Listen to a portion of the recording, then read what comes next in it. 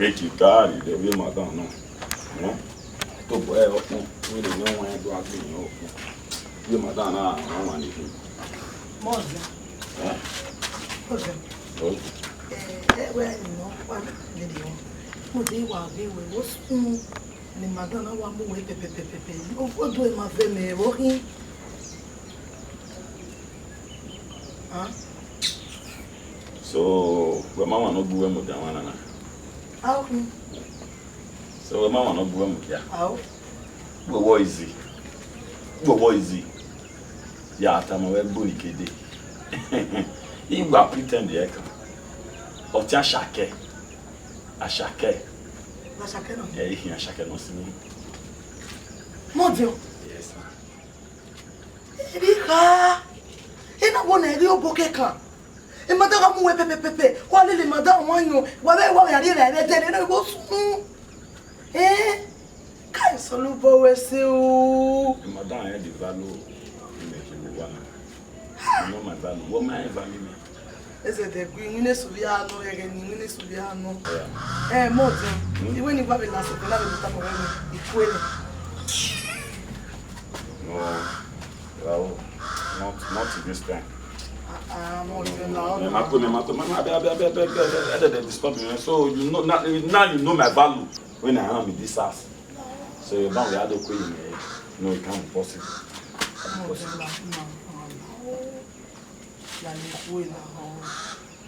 For that simple reason, I will bring him in. Yeah. So I will make you the dancer of Asake.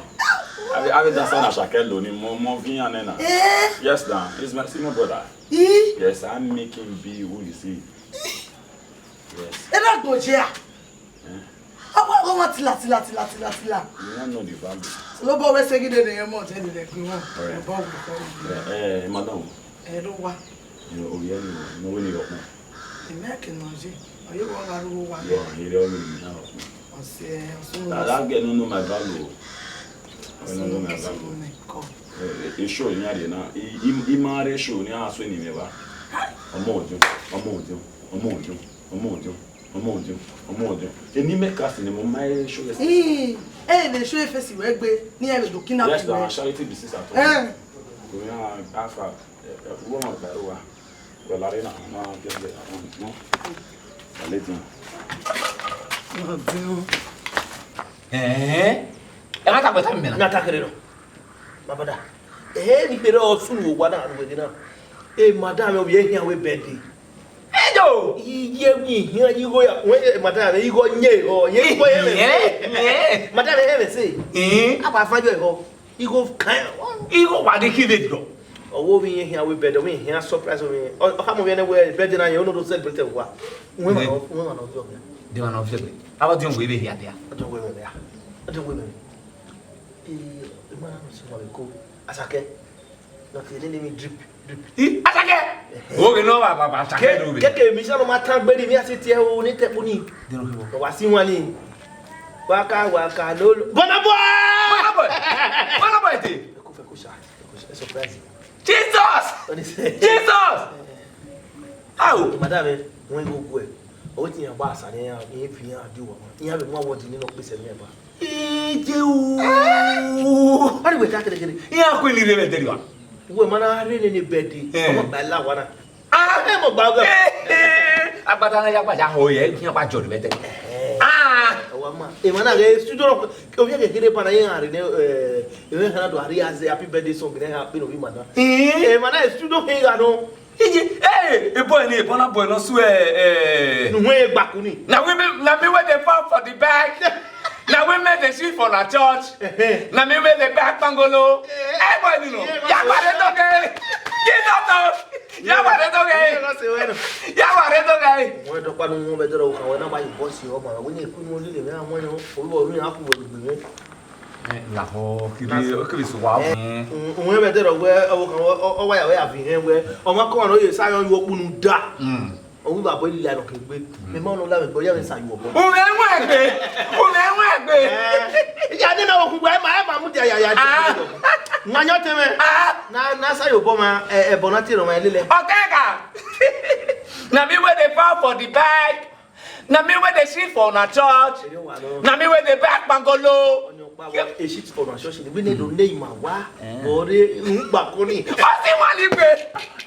You go the matter. No, anyone off here. I was a better. Oh, man, off here, waving again. The record store. We are oh, I don't matter they have for the Naya Libania. Yeah, we had him work a you boy, and ya. I do my kind when you are knitted run me get a penny near a bona boy, where he walk up by one. If I walk on around yet, the enemy is sick, because you can hear when you hear what my money will buy. Yeah, how was the I'll tell you. Lucky rugby. What day, Patty? Lucky rugby. Never do good. Oh, 7 or 7 or 7. Burna boy, Asake. Oh, many, PART2. Yo! You are quiet, Lily. Burna boy, Asake, my squad. Oh, what are you, babe? Yeah, Lily, here. You're here,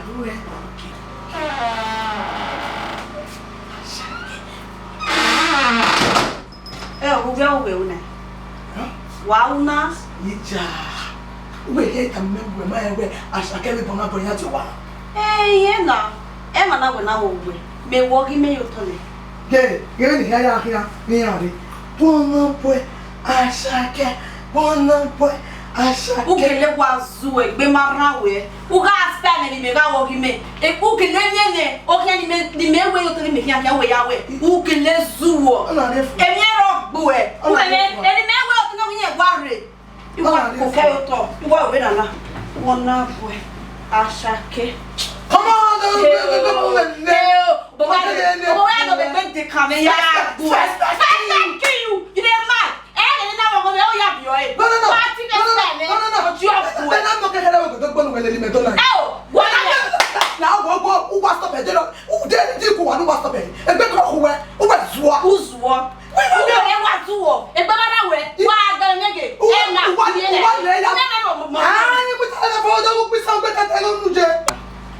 Okay, a problem, you know. We want to make it. Why, we spend it? Okay, I do a move. Eh, now, would you like? Okay, back where? Would you like?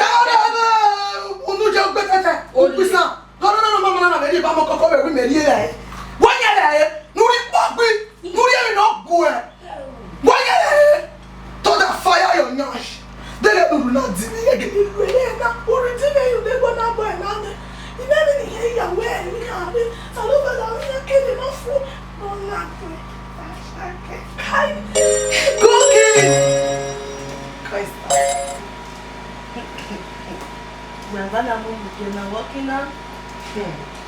Hello, sister. Hello, no, the bag will be your where Asake Burna boy. Here the Uwana. Because even Nigeria, you have to beg Asake, you have to beg the Burna boy. Hey, come on. Wawa, Sunny, we are worried. Boy, you be my lover. Here I am mistaken. Here now gelebe. He got me any rubbish as in what are any rubbish in one. What are money Sunday. We can hear version. Oh, where do I want? No one will your come. Stag me, possible no, I thought Kebenora Maka. Asake, Igene Yaki. Only my come away, Burna boy. Iwange, ya mi wange kai. Basi ya wa jeki. Nya wa, basi ni nade de keki de de. Ya ni na mo e. Ko, na iwange ya wa pe wa to taki ya tinya ya pe fo se. Meleke Burna boy. E Burna boy. Meleke Burna boy. Asake o me. La Burna boy, eh? Ose. Why worry? Ijere. Ya tami abu wa nu. Ya va re. Ya tami jere. La o se ta mangita la o. Me so me ba ta la. Ta mangita la o. Hello. Yeah, that's my brother. Asake. Okay, well, let's Nigeria. Alright, I feel married. Yeah, tomorrow morning we'll be in Lagos. Yes. Ladies. Lady, my work was one and now. Eh? Asake lado.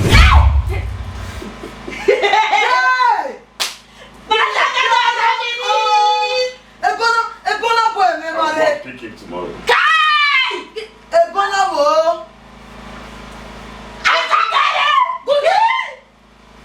We are the poor. Wait, when you want to move back on the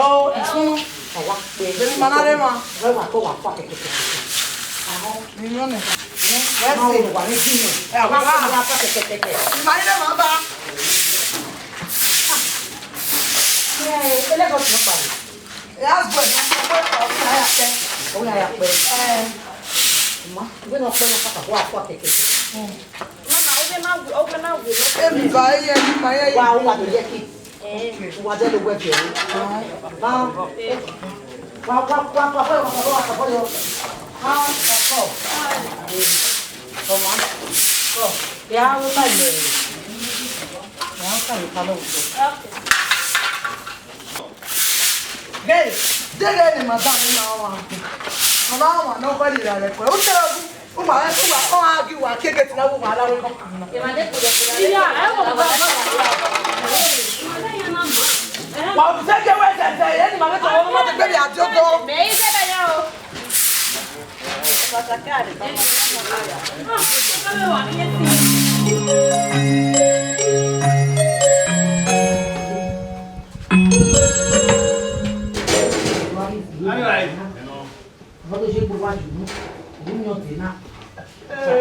there. Asake is around. Asake is around. Asake is around.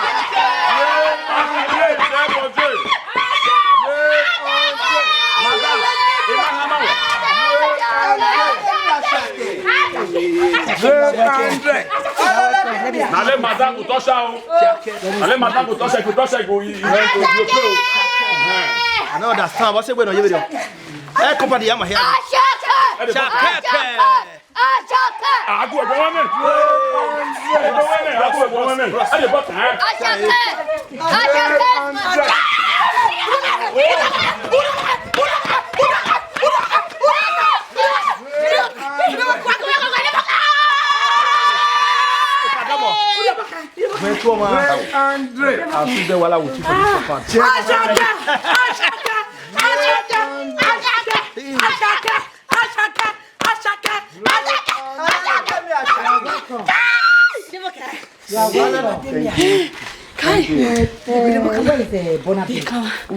Hey, madame.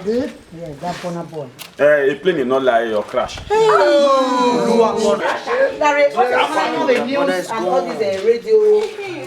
BBC News, we need BBC. Andre. I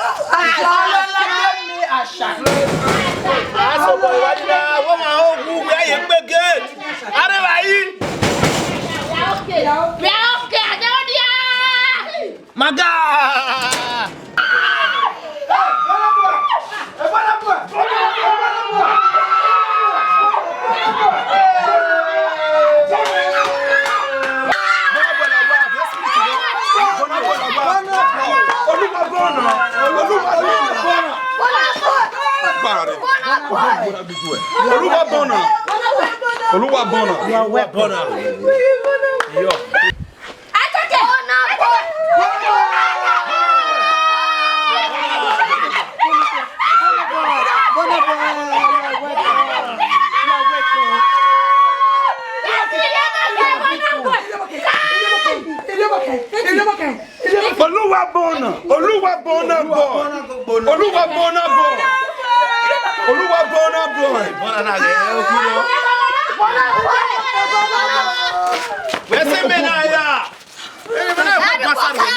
Oluwa Burna.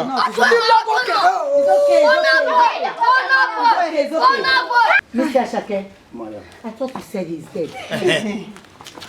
Madam, he pre-crash. He plane, not loud, not crash. When the flat crash, Maybe he missed his flight. You know what, okay? The plane he was supposed to take crashed. What, okay, babe? I'm okay. Oluwa Burna, boy. Oluwa.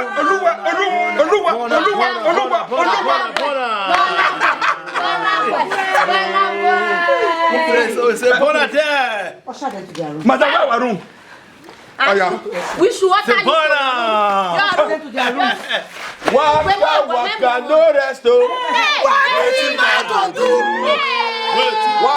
Waka no resto. Wetin man go do? Waka no resto. Wetin man go do? Waka no resto. Wetin man go do? Waka no resto. Wetin man go do?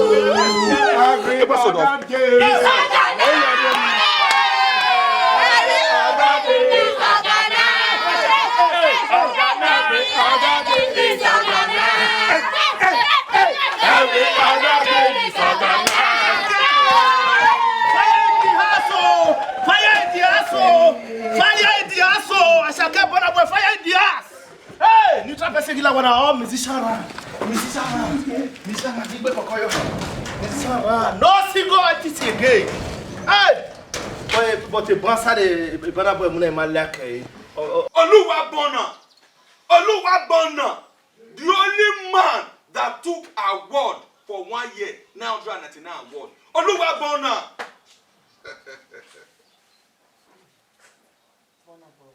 Yeah, Mama? I'm so happy to see you. That's good, man. Rosa, you might expect to give me to take a Burna Boy. No. You might expect. I never expected it. Mama, you are so special to me. So special. If not, you're calling me here at the Arema. At all. Because a lot of awards have been given to me. Yes. More than 50 awards. You have your many. For only 2 months, oh. Only 2 months. But the way you beat to me, you're calling here and there. Well, okay, let me just come and answer you. You want to just support them. Yeah, Ekaladera Asake. Ekaladera Asake. Ekaladera Asake. Ekaladera Asake. Ekaladera Asake. Ekaladera Asake. Madam? Asake Tota. Yeah, I don't need to sit. Okay. Mama, I greet you. You're welcome, I sir. greet you. I really appreciate it. Skodo. Welcome. Yeah? Well, Mama, I'm here to ask for your favor. Please send them to lodge us around in one of these best hotels around the area. No problem. Let me call them. Mama, Go and drop you there. there's problem here. You might have to worry, man. We will not be here. I'm worried, man. No, ask allergy. Any of us No worry, man. Okay. Let's do it like this. Let me lodge both of you. No, I don't want that. I'm worried, man. You waste money. That's all. Okay. Let's do it like this. Let me lodge both of you there. Mabarima. I will like the house. Okay. Even everybody know Remaja, okay. Very nice. With my friends here, I'm okay with them. Yes. Oluwa Burna. Okay, if you say so. Okay. Let us all stay. We can stay, we can manage. Invitation. We can manage. Yes. Mama? No problem. Thank you very much. Ekaladera Asake. Straight padre. Ekaladera Asake. Straight padre. Ekaladera Asake. Straight padre. Asake dey negwa si won. E dey ya gbe be stage me dey so say na yan gan. Asake. Oluwa Burna, where they go? I never carry your hand, oh. Where they go? Oluwa Burna, what they do? I never carry your cap,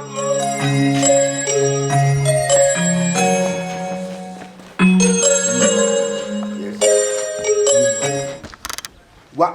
Get this thing straight to your head. That's it. A business I will do one.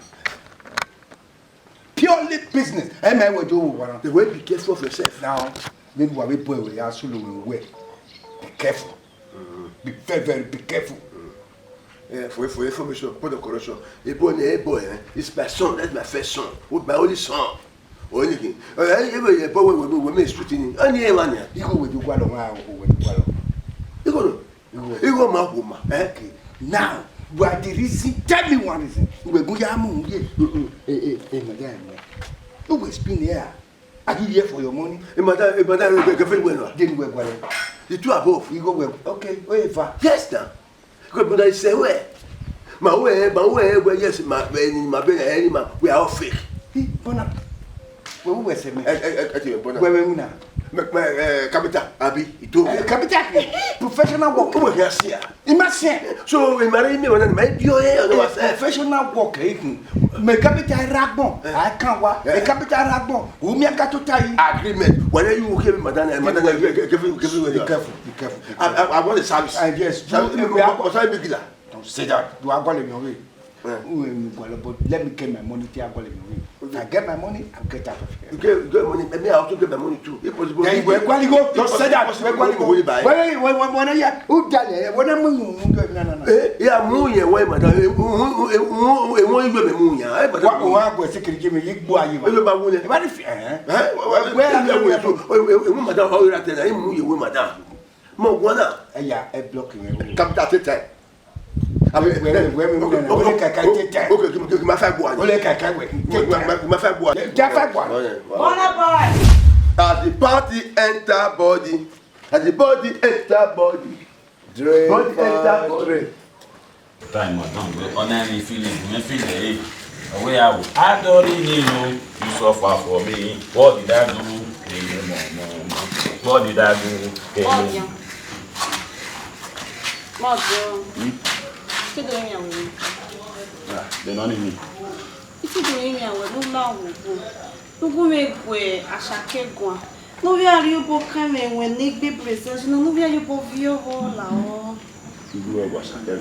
No you bo kame no dey na. You bo buy oye dey. When we not tell me do Asake go where can when am I there. But what when am I there can one nothing you no ni nothing ya o no wa o. But what shall come to run it is? No, it's not easy. I will one more to no. I want a book and cake. You mean I made something I was a carry over my very book. Fueko, you are highly disappointed.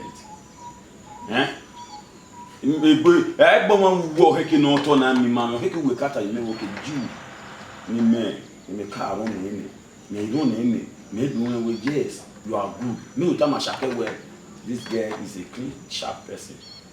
Anyway, I think I get one way. Or one way, or what was it for? Why?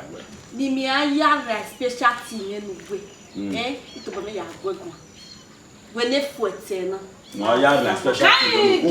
Who go make one and any specialty in the town and I'll be assuming. Who go make one and I can have been in I have go. I didn't want to just see any. We Maria. What did I do to suffer for me? What did I do to take care for me? Ekaladera Asake to back. Tubalagbaja, tuba. Tubalagbaja, tuba, egege. Ekaladera Asake. Drip on drip. Yeah. Well, madam. Really, maybe. Memuko manogwa ruo. Ibi kenya gbegere o. Nye weli mayaro wana kedere ade. Eyo weme ni bune. But me, I'm not that type. Even if I go, this Grammy Award, Namatana, 5 years ago, Mom winning the Grammy Award. Wow. Yeah. 3 years ago, I also won the same Grammy Award. I was awarded the same Grammy Award. Only last year, I've been doing it, man. Because the gap, when I grumble, yes, I thought you were water. Okay. That was 2 years in an but this year, no. Information reach me anywhere. Me, I can have him. Yes, on my way, go see me. So you go out, really, you go find oh, I mean, you go near. Hey, Mr. Asake. May I understand the severity of the Burna boy? I am with the award now. Yeah, you pass out. yes, but in Wagogo Kana, good enough where I'm in. When I'm in, again, I am that Grammy Award in me only last year. No, when I'm on, una grumble. They grumble, you grumble, and we not do organize. And I'm we are not name a Grammy Award there, you know. When I'm in, it's fake. Purely fake. So you might get Oluwa Burna, where they go, I carry your matter for head, do. Where they go, Oluwa Burna, where they go, I carry your matter for head, do. Where for go, Oluwa Burna boy, the only boy that carry Grammy Award back to back, 355 times in 1 month. Oluwa Burna, where they go, I carry matter for head, go. Where they go. Mama, I feel you. Mama, very well, this is your area. It's a fine area. Yes. We have a good location. Very good. Yeah. So you only have feel out there. And very anywhere, you have a good location. So every day, now people they wise. Yes. So let me go organize myself. Organizer. Organize my music here. Musical video. Yes. Oluwa Burna. Once again, let me organize myself. Mama, thank you very much. Where they go, carry matter for head, do. Let's go, man. Where they go, hey. Mama, that's the mama. Oluwa Burna, where for there, carry matter for head, do. Where for there. Mr. Asake, I hope nothing. No, madam. Don't worry. 1 minute. Ekaladera Asake. Drip on drip. Ekaladera Asake. Tuba. Tubalagbaja, tu.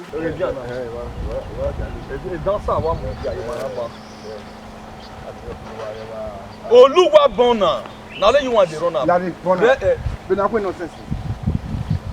Which kind of nonsense is this one? But I nonsense. What's your post? What's your post? Oh, what I when we are trying organize with the wife. Anyone anything. You were here. And one anything now. But what could make sure where organize with the what? Hey, boy, what are you like with the boy? Only we are the way video. But take time. Okay, I don't video. Yes, you organize my video. One young one organize my video. One young one organize with the wife everything with the wife. Organize. Now you got that. Yeah, I'm swear. I'm on time. I see 1 year. Okay, I want to organize myself. Abi, What could we organize? My friend, go to air. Go to air, my friend. Go to air. Okay, what mean here? What mean? I'll plead you. You do nothing. I'll plead you. I will cast you. I'll plead you. I will cast you. Jumina. Yes. I will cast you. Yes. Burna boy. Yes. Jumina. Amina. I will cast you. Hey, wait. Hey.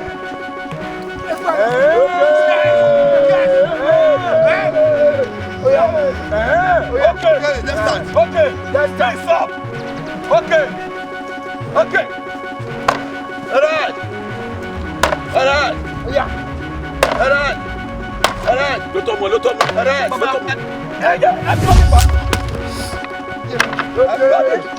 I'm Johnny. Okay. Rasta. Burna boy. Rasta. Burna boy. Okay. Burna boy.